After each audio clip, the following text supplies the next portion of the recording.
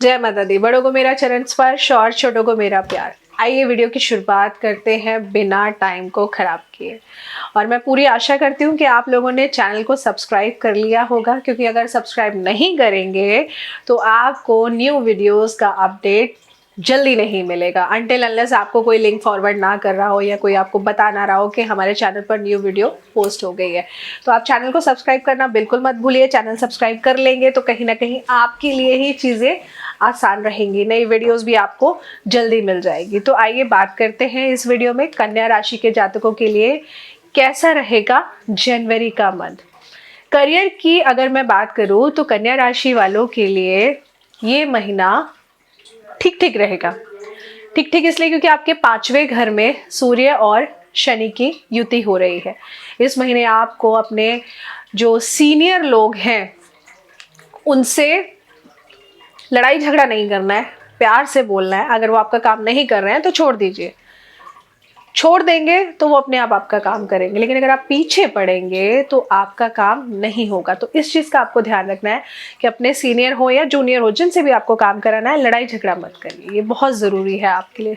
एक बार बोलिए, 2 बार बोलिए, नहीं तो छोड़ दीजिए। आप खुद पर संयम रखने की बहुत ज़्यादा ज़रूरत है। ज़्यादा एग्रेसिव होना आपके लिए गलत है। 8वें भाव में क्योंकि राहु बैठे हुए हैं तो इस वजह से आपको जॉब में थोड़ी सी प्रॉब्लम आ सकती है। हो सकता है कि आपके काम का आपको अप्रिसिएशन ना मिले, तो इसमें आप परेशान मत होइएगा, दुखी मत होइएगा, लेकिन अपने काम को करते रहिए। आप इस चीज़ को मत सोचिए कि मुझे मेरी जॉब में अप्रिसिएशन नहीं मिल रहा है, मेरे काम में मुझे अप्रिसिएशन नहीं मिल रहा है तो मैं इसको करना छोड़ दूँ। आप ऐसा मत करिएगा। नौकरी छोड़ना या बदलने के बारे में विचार बिल्कुल मत करिएगा।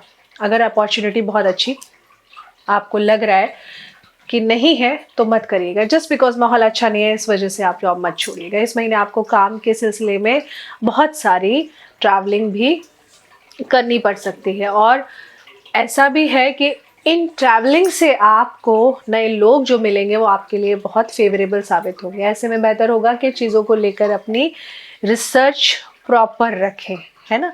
जिन लोगों का बिजनेस है, जो कन्या राशि के जातक बिजनेस करते हैं, उन्हें इस महीने किसी भी प्रकार का कर्ज लेने से बचना है। लेना भी नहीं है और देना भी नहीं है, क्योंकि शुक्र आपके 6ठे भाव में स्थित है। बाकी आपके लिए ये महीना अनुकूल रहेगा। बेहतर होगा कि आप अपने पैसों का व्यवस्थित तरीके से खर्च करें। इस दौरान आप अपने व्यवसाय को मजबूत बनाने के लिए लोगों के साथ न्यू कनेक्टिविटी भी बढ़ाएंगे, और ऐसा करना आपके लिए अच्छा रहेगा। लेकिन आप डॉक्यूमेंट साइन करें तो बहुत सोच समझ के, मतलब बहुत पढ़ के, अच्छे से प्रॉपर पढ़ के डॉक्यूमेंट्स को साइन करिए, तो ही आपके लिए चीज़ें ठीक रहेंगी। ये महीना अंत में आपको बहुत ज़्यादा सतर्कता बरतने की ज़रूरत है, क्योंकि लास्ट के दिनों में हो सकता है कुछ आपके अपने ही आपको धोखा देने की कोशिश करें। यदि आप कोई बहुत बड़ी कंपनी चला रहे हैं या ओनर हैं, आपका खुद का बिजनेस है, तो ये मंथ आपके लिए प्रगति तो लेकर आया है, तरक्की लेके आया है, लेकिन कहीं ना कहीं जो ध्यान देना है बस ये कि किसी नए के साथ जुड़ रहे हैं तो पहले उसका पूरा बैकग्राउंड चेक कर लीजिए। वो बहुत ज़रूरी है आपके लिए, नहीं तो उसकी वजह से आप मुसीबत में आ सकते हैं। आपको अगर मैं बोलूं, आपके काम का क्रेडिट नहीं मिलेगा, इसलिए परेशान मत होइएगा, लेकिन अपना काम करते रहिएगा। अगर आप पैतृक संपत्ति चाहते हैं तो इस मंथ हो सकता है कोई प्रॉपर्टी आपके नाम हो जाए। इसके अलावा आप कई ऐसे कार्यों को शुरू कर सकते हैं जिनको आप काफ़ी टाइम से सोच रहे थे कि मैं करूं कि नहीं करूं, लेकिन आप इस समय वो पेंडिंग काम अपने पूरे कर सकते हैं। इसके अलावा आप ज़मीन का सुख दिख रहा है, ज़मीन खरीद सकते हैं, कोई प्रॉपर्टी खरीद सकते हैं आप इस मंथ में। इसके साथ ही क्योंकि केतु आपके दूसरे भाव में है, जिसके चलते आपको फिर वही बात कहूँगी, शेयर सट्टा इनमें पैसा लगाने से बचना है, क्योंकि ये निवेश करना आपके लिए सिर्फ और सिर्फ हानि साबित करेगा, लाभ नहीं होगा। पैसा लगाने से बचे। आप पहले अच्छे से जानकारी ले लीजिए। सिर्फ इसलिए नहीं कि आपके दोस्त ने लगाया तो वो आपके लिए फेवरेबल रहेगा, ऐसा नहीं होगा। और गलती से भी अगर आपने कर्ज ले लिया तो कहीं ना कहीं इस महीने में आप उस कर्ज को चुकाने में सक्षम नहीं हो पाएंगे। तो कुल मिलाकर ये समय आपके आर्थिक विकास का और मुनाफे का मैं कहूँगी तो 50-50 रहेगा। इस 50-50 में आपको ध्यान देना है कि पैसा अननेसेसरी खर्च नहीं करना, ये बहुत ज़रूरी है। सेहत के लिहाज से अगर मैं बात करूं तो आपके 8वें भाव में राहु स्थित हैं, जिस वजह से आपको छोटी छोटी हेल्थ इश्यूज हो सकते हैं। जैसे कभी आपको स्पाइनल कॉर्ड का प्रॉब्लम हो गया या शोल्डर पेन का आपको दिक्कत होगी, तो मतलब अपने शारीरिक और आपका मेंटल पीस थोड़ा सा खराब होते हुए दिख रहा है। तो ऐसे में आप जितना काम डाउन रहकर चीज़ें करेंगे उतना अच्छा रहेगा, क्योंकि सितारे आपके पक्ष में है, इसलिए आपको किसी बड़ी समस्या का सामना नहीं करना पड़ेगा। इसलिए घबराइएगा मत। हो सकता है कि आप पूरे महीने एकदम स्वस्थ भी रहें, ऐसा भी हो सकता है कि कोई परेशानी ना हो, लेकिन ज़्यादा एक्साइटेड होना भी गलत है। अच्छे हैं, चुपचाप से काम करते रहिए, है ना।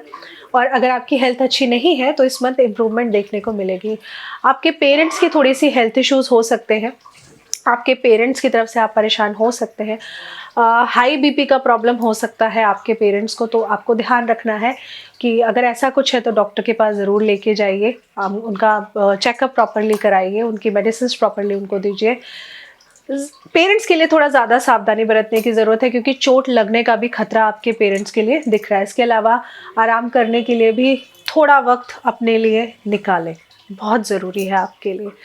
अब अगर मैं आपकी पर्सनल लाइफ की बात करूं तो अगर आप लव मैरिज करना चाहते हैं या मैरिज करना चाहते हैं, देखिए इस महीने बृहस्पति कमज़ोर स्थिति में रहेंगे, जिसके चलते जीवन साथी को छोटी मोटी समस्याएं खड़ी हो सकती हैं। अगर आप शादीशुदा हैं तो हेल्थ इश्यूज हो सकते हैं आपके लाइफ पार्टनर को, और अगर आप वेट कर रहे हैं प्रपोजल का रिप्लाई का तो शायद अभी नहीं है। लेकिन अगर आप अपनी जन्म कुंडली के अनुसार उपाय कर रहे हैं तो कहीं ना कहीं आप शादी के बंधन में बंधने की तैयारी कर लीजिए। इस महीने के अंत तक विचार बना सकते हैं और रिप्लाई भी आ सकता है।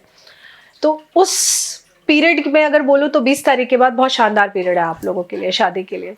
आपकी लव लाइफ के लिए काफ़ी अच्छा समय रहेगा। जीवन साथी के प्रति प्रेम और ज़्यादा गहरा होगा, एक दूसरे की अंडरस्टैंडिंग एक दूसरे के लिए बहुत अच्छी बढ़ेगी। फैमिली प्लानिंग का विचार कर रहे हैं तो आपके लिए भी 10 तारीख के बाद का टाइम बहुत अच्छा है, आप प्लान कर सकते हैं अपनी फैमिली।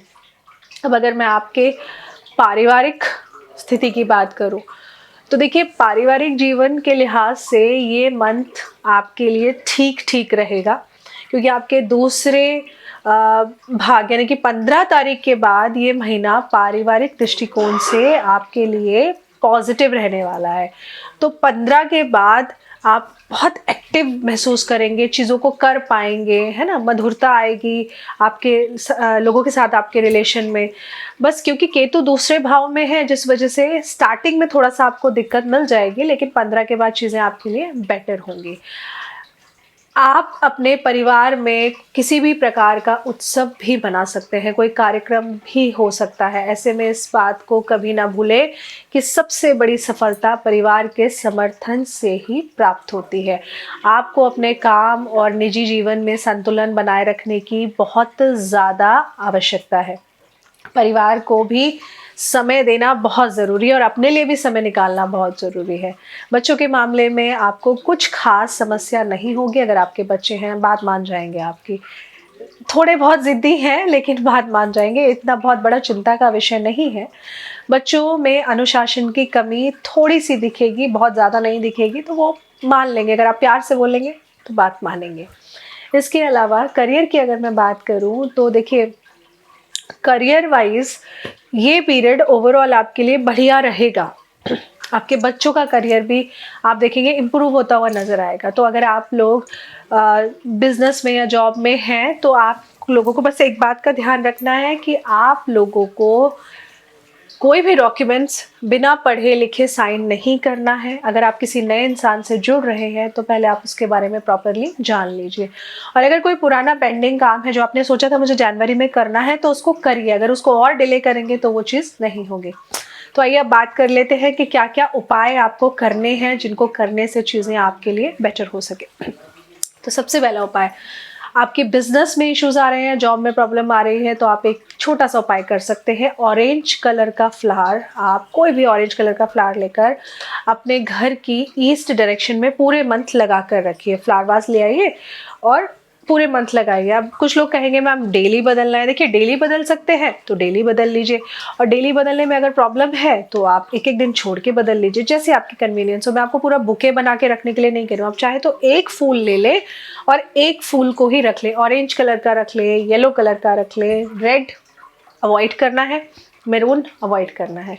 इसके अलावा अगर आप भगवान सूर्य देव को जल देते हैं, तांबे के लोटे में जल भरकर उसमें थोड़ा सा गुड़ डालकर जल दीजिए, ये भी आपके लिए बहुत उत्तम साबित होगा। इसके अलावा आपने पूरा मंथ, एक खास उपाय बता रही हूँ मैं आप लोगों को, नहीं समझ में आ रहा कि क्या हो रहा है, ऐसे कैसे हो रहा है, तो आप एक उपाय की शुरुआत 31 दिसंबर से ही कर दीजिएगा, और वो ये कि आप तांबे का दिया लीजिएगा या तांबे की कटोरी ले लीजिएगा, और आपने तांबे के दिए में थोड़ी सी हल्दी डालकर घी का दीपक किसी भी मंदिर में जाके जलाना है। भोलेनाथ के सामने जाके जला देंगे तो ये आपके लिए अति उत्तम साबित होगा। अगर आपको रास्ते नहीं मिल रहे हैं ना कि मुझे क्या करना है, भगवान भोलेनाथ आपको सही रास्ता दिखाएंगे। मन बहुत परेशान है तो चांदी के गिलास में पानी पीना स्टार्ट करिए, इससे आपके मन को शांति मिलेगी।